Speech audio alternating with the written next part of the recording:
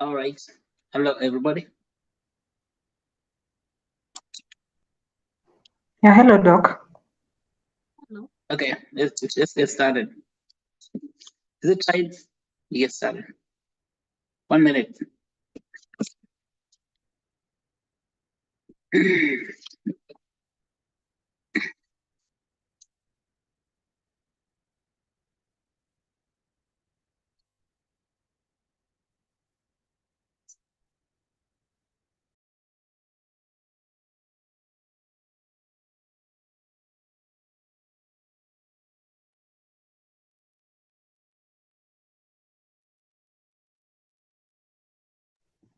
Hello, Grace. You can begin. Let's get started. Yes. Hello, good evening, everyone. It's an evening. Welcome to our 7th session of our Biomedical Knowledge Translation. So today we are going to be focusing on the manufacturing stage. As we all know that we have been doing the various stages of biomedical knowledge translation, and we started with the exploration stage, we went to externalization, we went to formalization, ideation stage, we also went to prototyping, and now we are in the manufacturing stage. So today's meeting agenda is as follows. So I will be presiding over the meeting, and then our topic master for today is George Owino. Let me see whether he's in the meeting. Let me talk to him for him to join the meeting.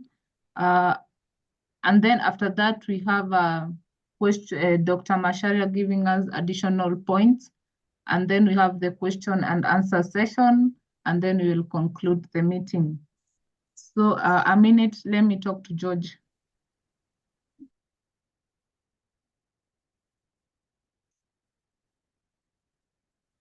All right. Thank you, Grace. Also, today we are talking about manufacturing. Manufacturing is where we get defeated, because what is manufacturing? That's to make things. To manufacture, it means making things with your hand, because manual means hands, corner. Like say manufacturing, like making things in your own hands. So your hands are very important I think of all the mammals, let's say of all the living things, only human beings were given hands. And these hands, the job of the hands is to execute the work of creation. So we have two things. One thing is a consciousness, which is human beings have got a different consciousness from the animals. They have ideas. They can actually they can explore, they can exteriorate, they can externalize knowledge, they can formalize that knowledge and then ideate those knowledge. But then that has to trust all those things are happening in the consciousness. Let's say in heaven. Those things have to descend from heaven to earth. So the work of descending all those things from consciousness into the physical world is what's called manufacturing. That is where transmutation happens. And that work is the work of your hands.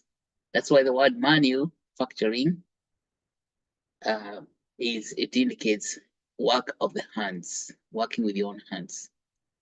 We get defeated at that stage because we have lots of ideas in Africa, but we are not able to bring the ideas down to earth.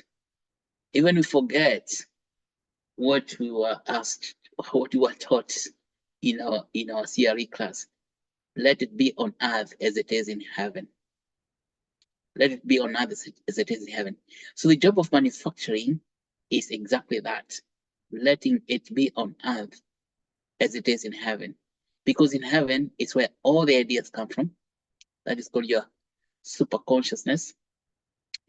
All the creation, the imagination, all those things are up there in your super consciousness. Some people call it the upper room. Other people call it the many mansions in my father's house. Those things need to descend on earth. That process of descending from heaven to earth is what's known as manufacturing. If we cannot manufacture things with our own hands, then we are not actually creating anything. And whatever is in heaven can never be what is on earth. So we become incongruent people. And then if we don't do that, you know what's going to happen? We suffer poverty for a long, long time. That's what happens. So manufacturing is almost a divine command. You're required to manufacture things. That's creating. You're required, by the divine self, your divine self, to create things with your own hands. That is why human beings were given hands. There is no other mammal that's got hands. Maybe the monkeys. But you see, the monkeys' hands are not really made for manufacturing. So, because if you look at monkeys' fingers, their position, they're just for swinging on branches. Monkeys are very adept at swinging from branch to branch. This means that if you give monkeys pens and papers, they're not going to write a poem for you, even in 100 years. That's the difference. There's somebody who said that if you give a set of monkeys a set of keyboard, and then you keyboard for maybe 1,000 years, they might start typing poetry. No, that's never going to happen. Yeah. Hello, Doc. So, yes. Our topic master is telling me that he's not able to join the meeting using the link. So I think we can start with what I heard. He's having a challenge on his side. What is going on? Is it with the link? He's telling me it's network issues. He's having network issues. Oh, with Zoom? Oh. Yeah. Okay, yeah, you can lead us with this. So we're just talking pre-up about manufacturing, explaining money, where they come from, like manual work, means the work of hands.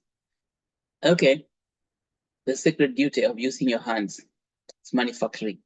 Okay, back to you, Grace. Thank you. Thank you so much. Our today's topic master, unfortunately, is having an issue with his network, so he'll not be able to join us, or maybe he'll join us later. So I'll be sharing the screen.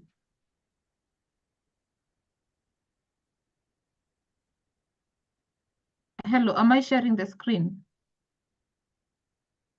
I don't know, you can ask Frida. Hello? Yes, go ahead.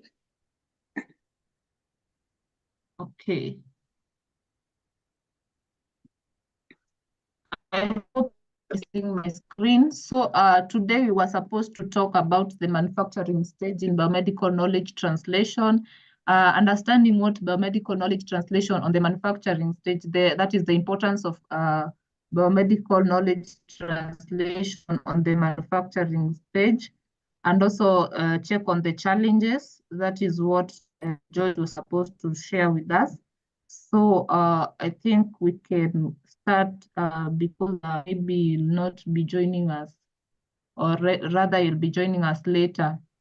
So the translation of biomedical research into practical medical application is a multifaceted process that includes several critical stages. So this is we are almost done with the stages of biomedical knowledge translation. So the manufacturing stage is particularly the most crucial.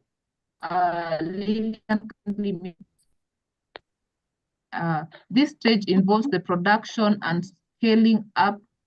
Hey, Lillian, kindly you can mute. This stage involves the production and scaling up of biomedical innovations such as the drugs, medical devices, diagnostics, and biologics, ensuring that they are safe, effective, and accessible for clinical use. So some of the importances of manufacturing stage are that the manufacturing stage is pivotal in the knowledge translation because it transforms theoretical and experimental findings into tangible products. This involves the large-scale production of biomedical innovations, maintaining high quality and consistency. The stage is critical for several reasons, such as the scalability, that is ensuring that the product can be produced in large quantities without compromising the quality. We have the quality control, that is maintaining stringent standards to ensure product safety and effectiveness. We have the regulatory compliance, that is adhering to guidelines set by regulatory bodies like the FDA or EMA to secure the market approval. Another point is the cost effectiveness, where we see streamlining production processes to make the final products affordable for all. So we can check on the challenges. The challenges in the manufacturing stage. Some of the challenges that poses numerous in the innovation, that is the manufacturing stage, are complexity of biological products. These are, unlike traditional pharmaceuticals or the biologics, that is the monoclonal antibodies or the vaccines, are complex to manufacture due to the sensitivity to environmental conditions and the need for precise biological processes. We have the regulatory hurdles. Navigating the complex regulatory landscape is essential to ensure compliance with safety and efficacy standards, which can vary by region. We have the quality assurance, implementing rigorous quality control measures to maintain consistency across batches, especially important for products used in the human health. We also have the supply management, chain management, where we see that ensuring a robust supply chain for raw materials and components, which can be challenging in a globalized market. We also have the technological innovations, where keeping the pace with biomedical or with advancement in the manufacturing technology, such as the automation and bioprinting, which can enhance efficacy but require significant investment. Some of the strategies for successful manufacturing that George was able to find out, we have to overcome the findings, the challenges rather. We have the advanced manufacturing technologies, utilizing cutting-edge technologies such as the single-use systems continuous manufacturing, and the 3D bioprinting to enhance efficiency and flexibility. We have good manufacturing practices, that is the GMP, adhering to good manufacturing practices guidelines to ensure the products are consistently produced and controlled according to the quality standards.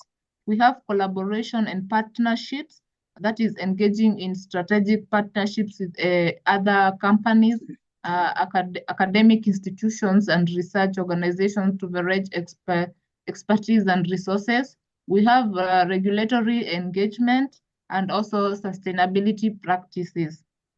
The case studies are in successful biomedical manufacturing.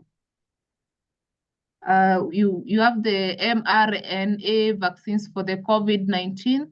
That is the rapid development and large-scale manufacturing of the mRNA vaccines, that is the Pfizer, BioNTech, and the Moderna. During the COVID-19 pandemic is a prime example of a successful biomedical manufacturing. These vaccines require novel manufacturing, demonstrated the importance. These vaccines required novel manufacturing processes, including the production of liquid nanoparticles and the mRNA synthesis. We also have the CAR cell therapy. This is the chimeric antigen receptor T-cell therapy, involves the complex processes of engineering patients' own T cells to fight cancer. The manufacturing process includes extracting, modifying, and expanding the T cells before reinfusing them into patients. Companies like the Novartis have developed sophisticated manufacturing facilities to ensure the precision and consistency required for the therapies. To conclude, the manufacturing stage in biomedical knowledge translation is critical between scientific discovery and the clinical applications. It involves not only the technical production of biomedical innovations, but also ensuring their quality, safety, and accessibility.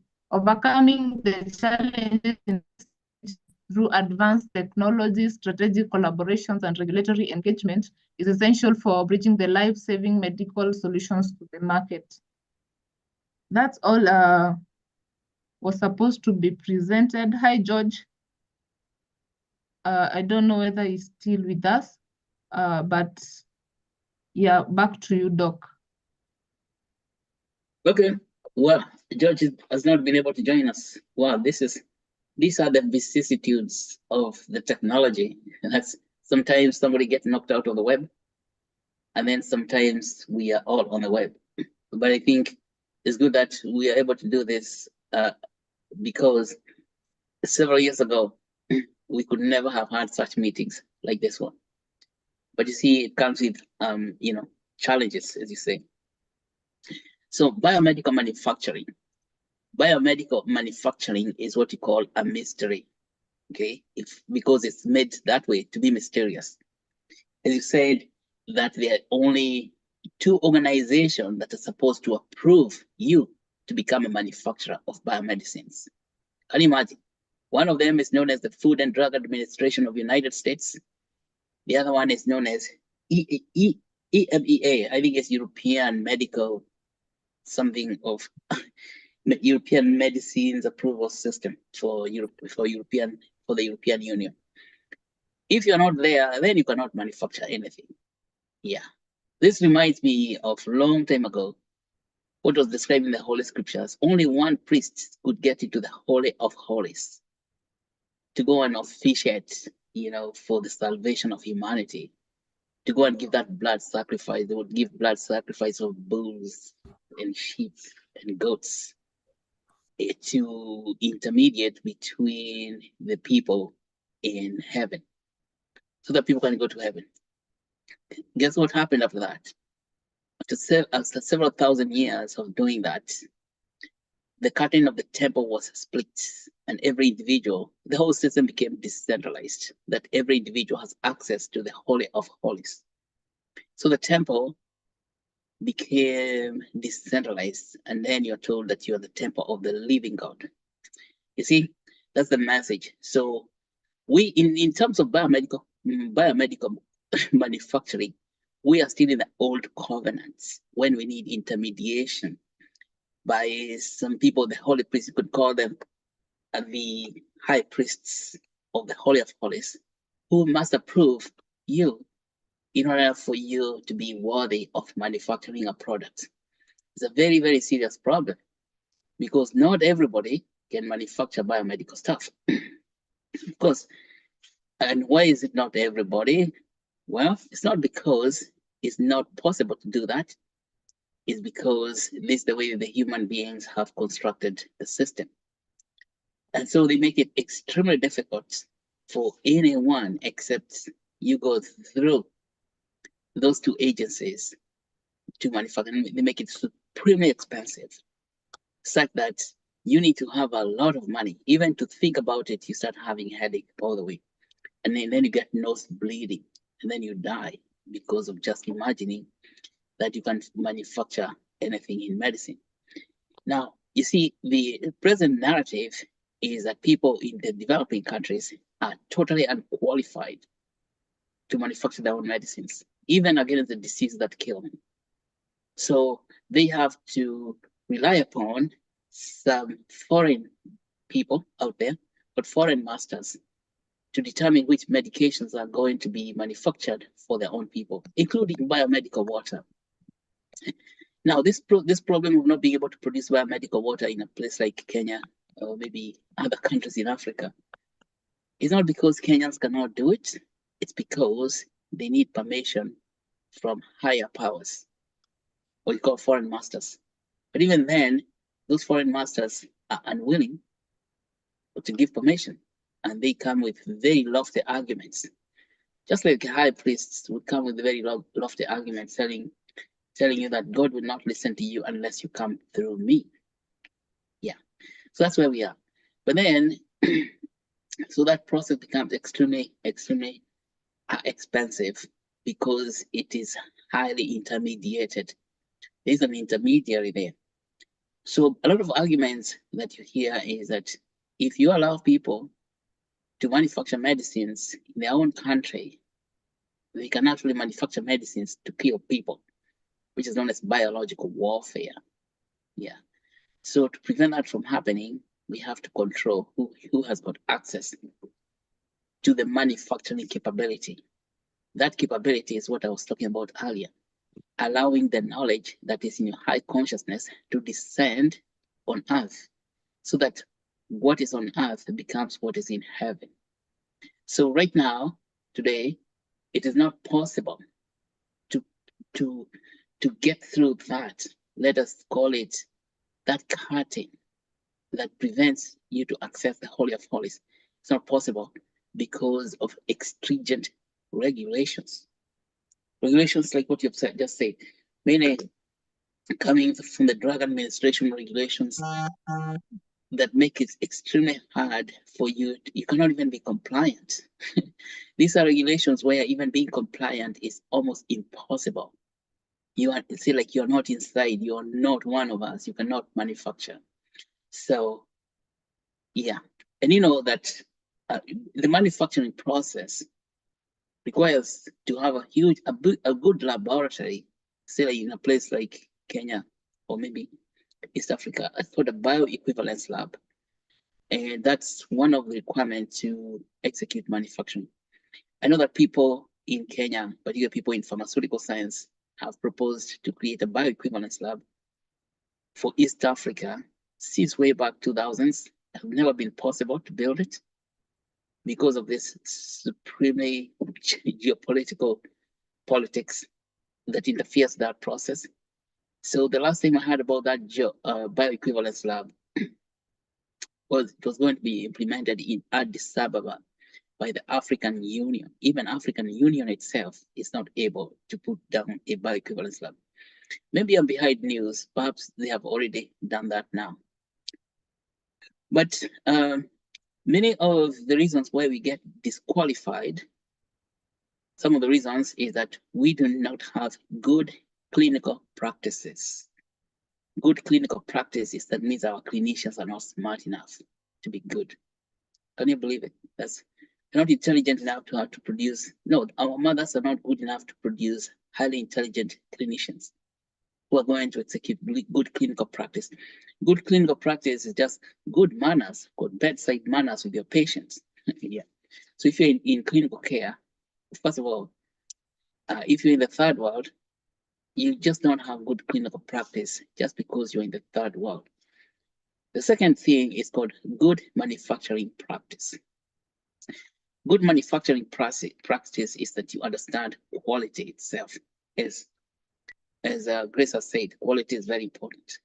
That people in the third world, they have no manner of comprehending quality. Like, what is quality? Quality is reducing errors. They're making sure that the likelihood of having an erroneous result is very small, almost absent. That because we're the third world, we don't have that capacity. So we are looked down upon as a people who will be making bad quality stuff that are full of mistakes, full of errors. How do we even live one day without dying out of all these errors we make every day?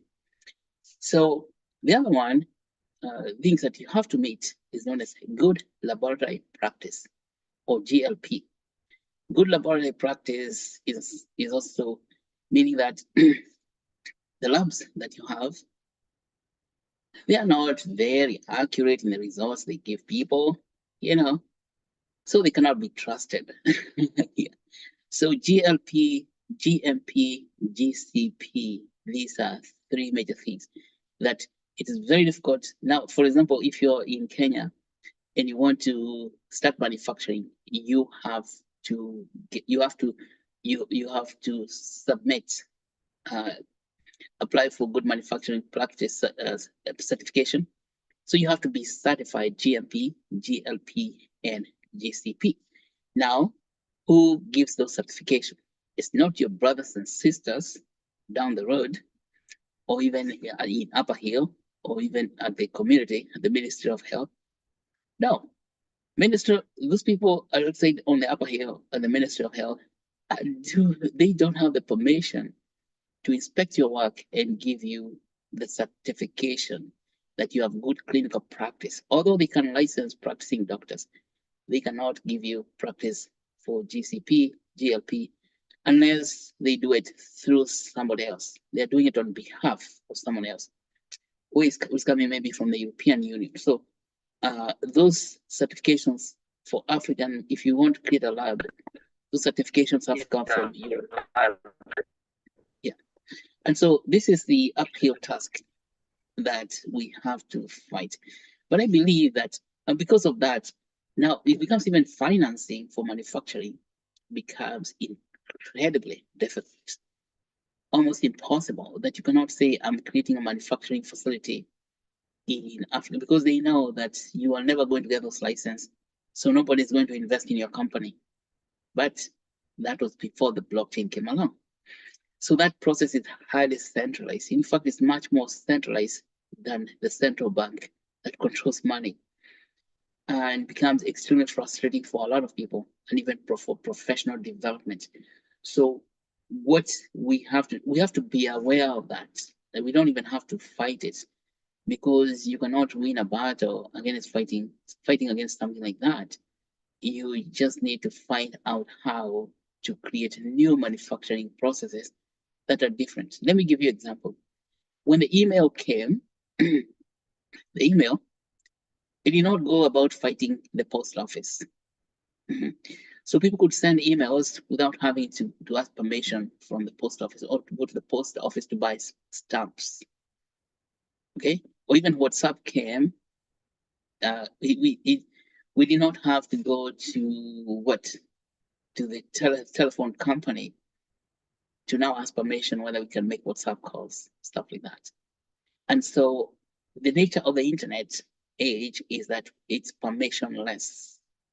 So I think the question now is, how do we bring this permissionlessness that has come with the information age with information science, when you have explosion of information, so that this work of certification and licensing is not it becomes decentralized. Let's say it becomes as decentralized as the internet is, because I believe that knowledge and wisdom is widely distributed. It's distributed everywhere in the world. That's what's called imagination. Any human being has got capacity of imagination, imagining things, that we are conscious beings. And so if we are conscious being, it means that we have access to that kingdom of heaven ourselves, and we are able now to make it on earth, or let it be on earth as it is in heaven, that we are able to manufacture without intermediaries. See? So this is what's about. And so that's the first question. That's the first, you could say, stage. First of all, understanding that you have been given the permission to let it be on earth, in your earth, as it is in your heaven. If you imagine that you can make medicines, then you should be able to make medicines. If you imagine that you can make medical water for laboratory water, then you can do that, because the rain that comes from heaven, the rain that comes from sky, it doesn't rain in some places and then rains in other places. Even the sunlight, imagine that sunshine, the sun shines on all of us, on everyone, without, what do you call it? The sun has no, it has no partiality. So the sun itself, it does not say that's going to shine on those people who have got GMP or GCP licenses, and those people without GCP or GMP or GRP licenses will see no sunlight. See, so the sunlight or the sun is what is decentralized. If the sunlight itself can be so decentralized, why is it that we are centralizing certain other things? So we are centralizing human consciousness, that imagination to create medicine, imagination to come up with new ideas, we attempt to centralize them. That was what you call an abomination. It's very bad. And so, but see, we don't have to fight that being for centralization. I'll tell you why it happens that way. It's something known as materialistic superstition. Because as Grace was telling us, that to manufacture things, you need raw materials. So all this story about people in that world not being smart enough to manufacture, not having good practices, the actual reason, the real reason, is that those people who are manufacturing, they think that the materials are going to run out. Okay, so they created way back in 1940 something called limits to growth. Limits to growth is a policy that is going to limit the growth of populations in the undeserving populations, so that they don't consume all the materials and the materials run out. There's some people who are very, very worried that the materials are running out, and running out very fast. And that is what you call material superstition. What I know and what I believe is that materials never run out, because matter can never be created or destroyed. See, we learned that way back when by Isaac Newton, that you cannot create matter. In fact, the only thing you can do is convert matter into one form to another. This is something called transmutation, but matter will never run out. And the way to transmutate that matter is using your consciousness, your imagination, your knowledge. Your knowledge transmutes matter. So people who are on this idea that we're running out of materials, so we have to prevent other people from developing, so they don't get they don't consume all the raw material, highly misguided. But you see, they have created a system that is excluding everybody else, so that they can enjoy the holy of holies all by themselves. But see, then comes the blockchain itself. Blockchain now is able to unravel that whole thing and actually split the curtain to the temple, so that people can access that space, which is called the sanctum, the inner sanctum of biomedical manufacturing, because blockchain is decentralized and it's going to help us get decentralized. And I think as we continue learning this, we're going to find out how exactly. But blockchain is able to organize money, funding, as it wasn't possible in a centralized finance system, traditional finance, to organize money for biomedical manufacturing because it required you to go through that centralized, highly centralized process. But blockchain just bypasses all that. And what blockchain gives us is something called finance innovation. So innovating in finance, that means decentralized finance, financial innovation is a condition that is required, is absolutely necessary for any innovation to take place. Before blockchain, innovating for manufacturing was impossible. It was not possible to think about how you could innovate, particularly even to bypass that whole centralized system. But the decentralized finance, and this is what we shall be talking about in our second iteration, is how do you innovate on decentralized finance to gain access to money for manufacturing? That's a big question. So we cannot finish discussing it today. Yes, and that question now addresses one key important point that Grace told us here today, is that biology is extremely complex. And when you see these people with CGMP and CGP and GLP, GLP, those good practices complaining about, is that we may not be able to handle the complexity of biology. Let me tell you, ladies and gentlemen, biology is super complex. You know, it is not like anything else. Is that in the human body, let's say, just say anything biological, is data science at the absolutely deepest level, data science. Because every living thing, even non-living thing, let's say living things, they are run by something called the DNA, the deoxyribonucleic acid. That's just data about yourself. And that data about yourself, everybody has got it. Every animal has got it. Every plant has got it. And every living thing has got that molecule. That molecule is billions upon billions of data points. See? And those data points can just express themselves. That means they show up. And when they show up, they can produce something good, or they refuse to show up, then you fail to produce anything good. Or they can show up, too many of them, and then you produce something horrible, like a monster. So what determines the expression of the genes? It's so many things that anything can cause. Hello. So many things that causes that kind of. Would you mute yourself? I don't know who that's, Sally. Yeah. So that kind of thing causes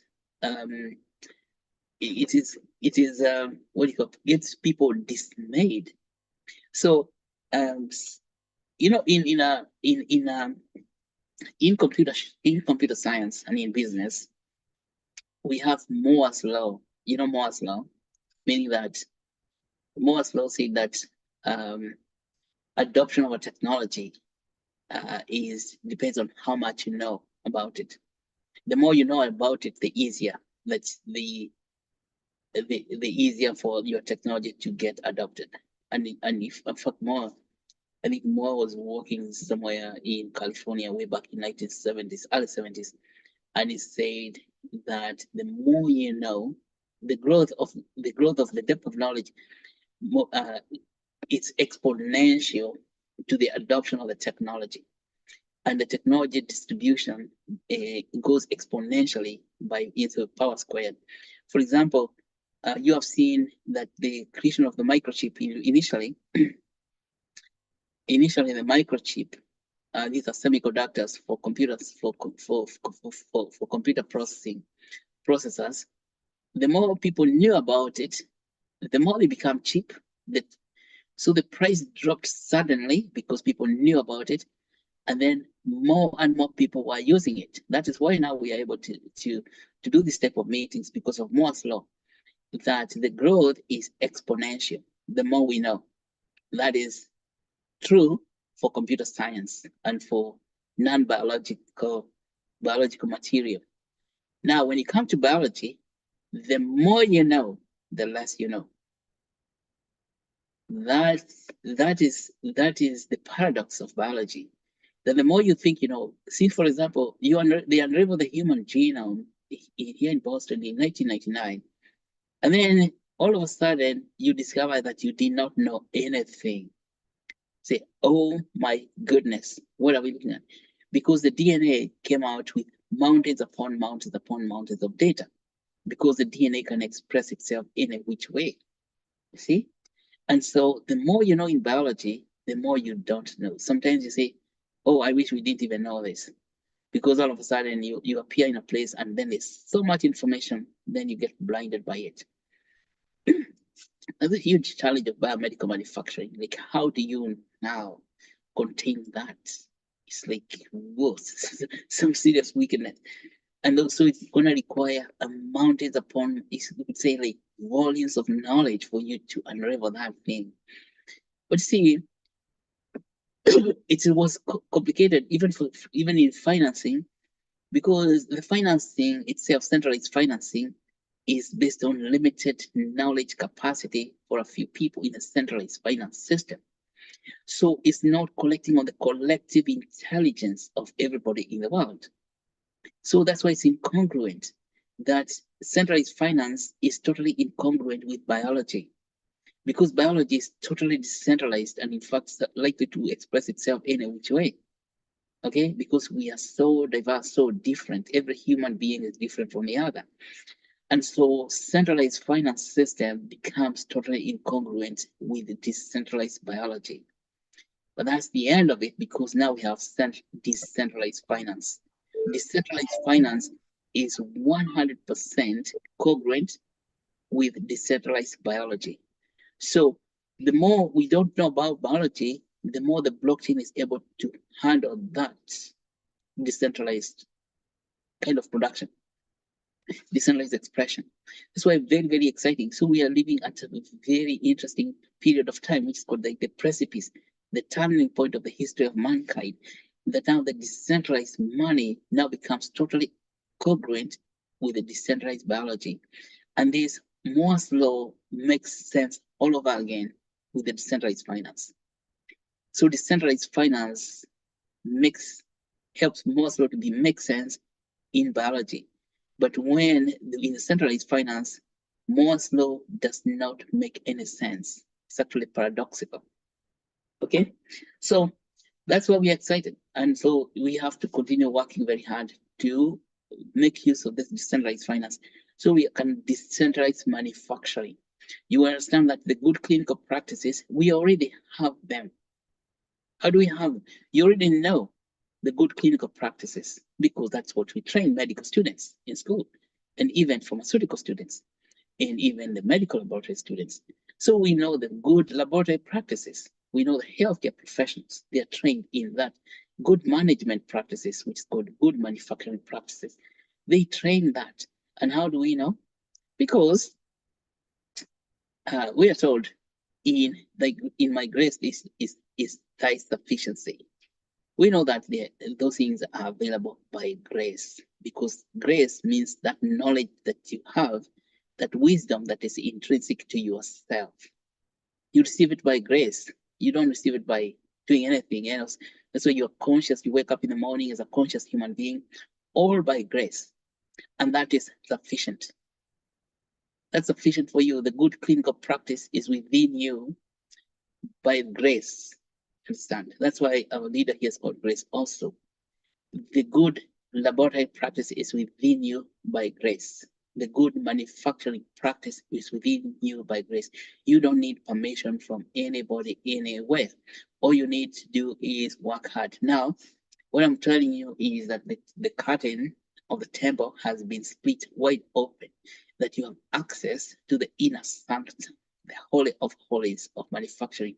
It's no longer going to be the domain of a certain group of people. Usually about 6 or 7 people making all these decisions, and they think, oh, those guys are not good enough to, they don't have good practice, they don't have good manufacturing, they don't have good practice.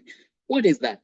That goes away this time with the decentralized finance. And I say decentralized finance is totally congruent with decentralized expression of biology. And not because of that, financing is not going to be complicated anymore, and it's not going to be the domain of a few people, but the domain of everyone to participate. So I think that's what I would like to add about that regarding the challenges. What else? I think that's it. So yeah, so you have found the habit, and we should not be scared by people telling us about raw materials are not there. The only raw material you need, by the way, is your imagination. And I don't think we have any shortage of imagination from anyone. So, and then imagination comes from your consciousness. So the raw material you need, the only raw material you need is your imagination. So what you're inviting all of you guys to do is be highly imaginative people, creating. So we have gone through those 6 processes already. Exploration, be a highly imaginative explorer. Exteriorization, be highly imaginative exteriorizer. You can harvest that data. And then formalization, use your imagination very strongly to formalize knowledge, and then use your imagination to create knowledge, ideation. And then by that time, you will be able to do good manufacturing, and you have the license. You have the license for good manufacturing by grace. Okay? Yes. And in theory, the just shall live by faith. All you have to do is believe it. If you don't believe it, then you're in trouble. But all you have to do is believe it, because the just shall live by faith. Let me stop there so that we can maybe have questions, and then we need to stop so we can prepare to go to the next meeting, the East African Women in DeFi. Back to you, Grace. Yeah. Thank you so much, Doc. Still, I can't see George. Hey, George. I think he's having a serious network issue. Thank you so much, Doc, for that nice overview and also presentation on the manufacturing stage.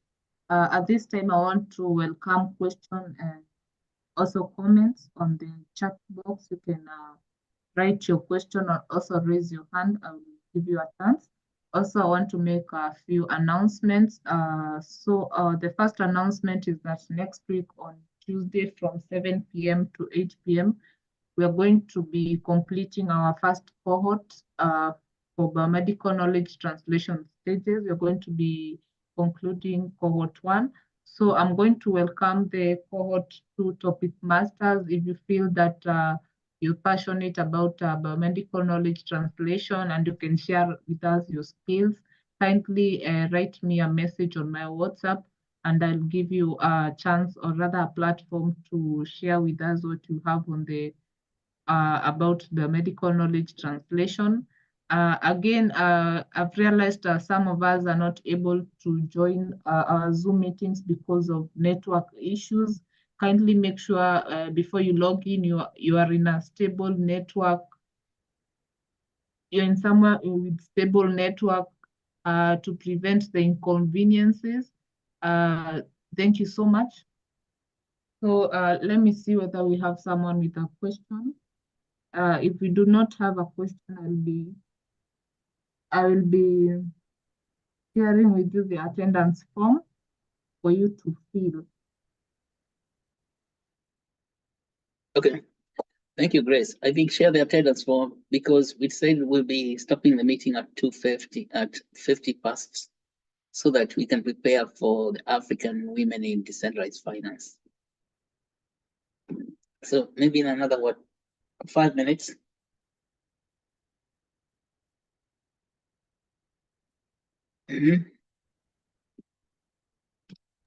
Yeah, let me share the attendance form. Yeah, 5 minutes. So You're sharing the attendance for the. You still have 3 minutes. Yeah, Doc, you can continue. Yeah, I was saying that. So the next cohort is when you're going to dive deep into that financing program. We want to understand really exactly how decentralized finance or DeFi can help us with exploration, and how decentralized finance will help us with exteriorization, how decentralized finance will help us with formalization, and then ideation and manufacturing, and even distribution. So next week, we are talking about the distribution process. All these things can become very, very expensive in the traditional finance system, but decentralized finance is able to offset that problem. Yes. And then that's what we're going to work on. We're going to dive very, very deep into that so that we can now unmask this mysterious space for biomedical manufacturing. Because a complete ministry, this is not ministry, is a complete mystery. And we would like that mystery to dissolve so that people actually have access to it. And the ultimate access, by the way, ladies and gentlemen, the ultimate access is access to manufacturing. Because manufacturing is what gives us the products and services that improve life. If we cannot do that, then we have to depend on other people to supply us life products. See? See, we don't have our own hands. See that? Because manufacturing means the use of your hands. The use of your hands, getting instruction from your consciousness, from your consciousness to the hands.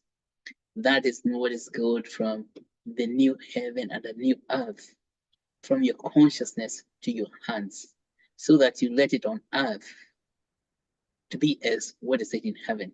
What you imagine is what you are making.